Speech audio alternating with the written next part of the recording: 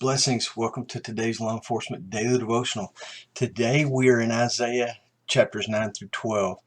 And I got to tell you, when I got finished with these 4 chapters, I had one of those moments where just like, I throw my hands up in the air and go, that's it, man. That is the answer we've been looking for. And I'll get to that, but it's just really exciting. I hope you were able to read all of this ahead of time and really know what I'm talking about, understand what I'm talking about. So let's get into it. Chapter 9, verse 1. The pointing to Jesus' hometown of Galilee is kind of where Isaiah goes with the beginning of this.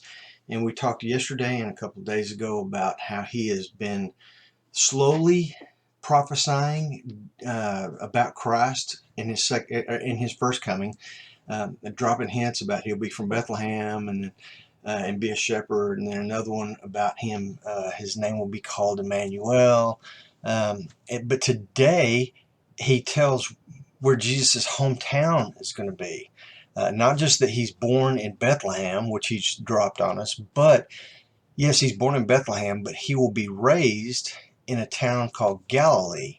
And it's interesting because it's Galilee, they call it Galilee of the Gentiles.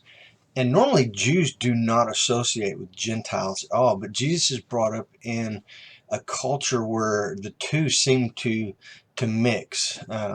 So jumping down to chapter 9, verse 7, I love the thought where Isaiah says there will be no end to the increase of his government and his peace, which makes me think that when Jesus is finally set up his government in the second coming, that there will be no end. I mean, as far as the east is from the west, there will be his government, and there will be no end to it, and there will be no end to the amount of peace. I mean, you can look under a rock and you can look everywhere, and the peace, just as history continues to move forward in the millennial, and obviously don't know how they will mark time in that, but there's just no end to the peace. I mean, it is, to me, that is an infinite word that we'll have peace forever.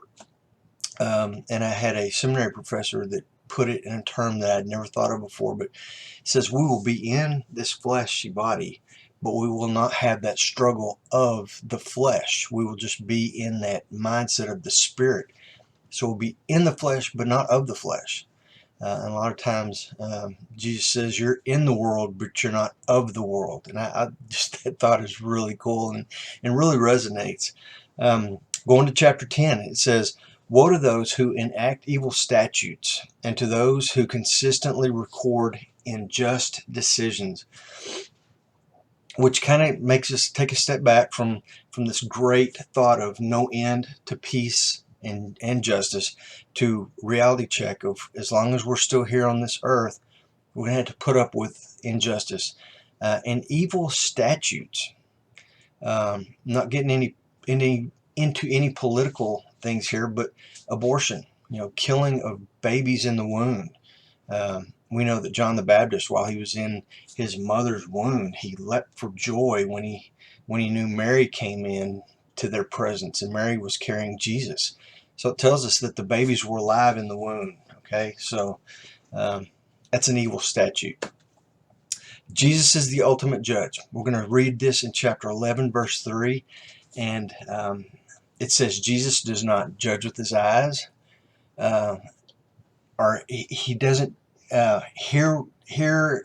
He does not judge with his eyes or ears, because he's not going to sit on a judge's bench and listen to arguments and evidence presented and whatnot. Jesus will be able to look directly into the heart of a man and know his intentions.